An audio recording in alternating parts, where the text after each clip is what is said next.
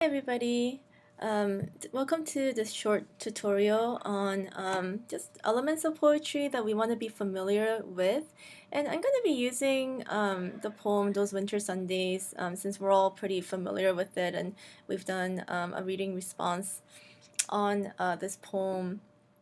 And so as you know, there's some terms that we need to be familiar with for the upcoming midterm. And I wanted to kind of use this poem to talk through in jam lines versus end stop lines, as well as some of the sounds involved. I think end stop lines are kind of easy to recognize in that they're literally, they just end at the end of that line. So here's an example. I'd wake and hear the cold splintering, breaking. Okay. Now, an in-jammed line is when you need to keep moving through the lines in order to understand the full meaning. So for example, the first 5 lines of this poem are made up of in-jammed lines. Sundays too, my father got up early and put his clothes on in the blue-black cold. Like, it's not ending at the end of this line, and we need to kind of keep going and move our eyes in order to find out the full meaning of the sentence. So that's an example of an in-jammed line. And just, you don't need to know this for the midterm, but here's a moment where it's sort of there's a stop in the middle of the line, and then the phrase "no one ever thanked him" comes, and this is a moment where it's called a caesura, and that means a stop that comes just midway through the line, and it really acts to kind of emphasize both visually as well as sort of in our ears. There's a stop, and it emphasizes the forthcoming line even more. So that line, "no one ever thanked him," really kind of serves to resonate in our ears, and it's marked off for us by visually by the way that is punctuated. So that's in-jam lines versus end-stop lines.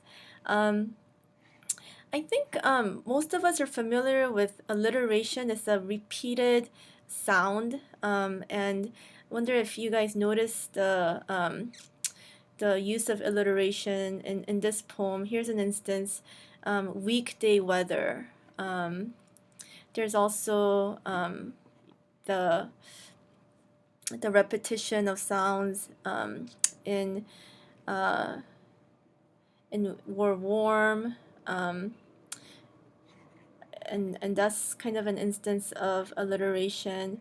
I think blue black, that's also an instance of alliteration.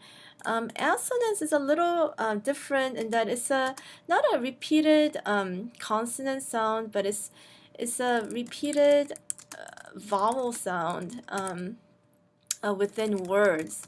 So here's an example that Hayden uses.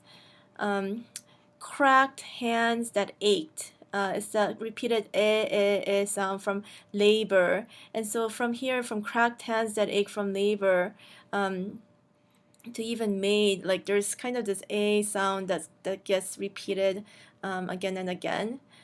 So that's an instance of assonance that you can kind of see, you can hear as well. I think this is a poem where we do hear a lot of sounds, cracked hands and blue black cold,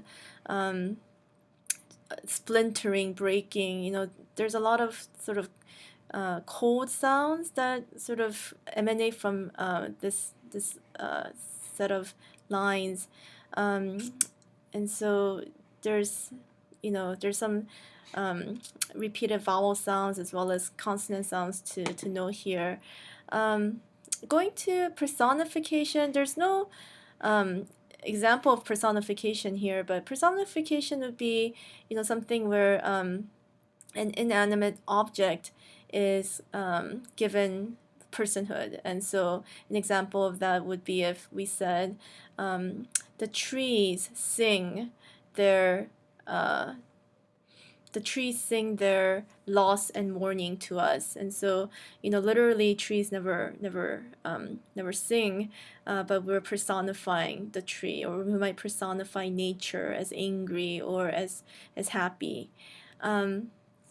Denotation and connotation, I'll let you guys study that from our readings, but a good mnemonic to sort of remember denotation is to attach it with the word dictionary, because denotation is always the dictionary meaning of the word, and connotation is some of the emotions that get attached to a word.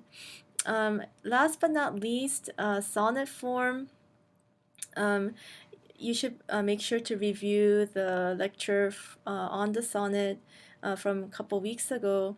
But notice that even this poem, Those Winter Sundays, because it has 14 lines, it is technically a sonnet, and it almost, the last two lines almost serves like a couplet. What did I know of love's austere and lonely offices? It kind of resolves some of the conflict from the earlier part of the poem. And I think Hayden didn't choose the sonnet form by mistake. Certainly he was aware of the tradition of sonnets being all about love, typically romantic, amorous love. But here we really get to experience the Father's love in Those Winter Sundays, and the form of the sonnet really helps to accommodate that. Okay, so just wanted to give a quick overview of some of these terms, and you'll also get a chance to work with this in the upcoming practice quiz. Thank you.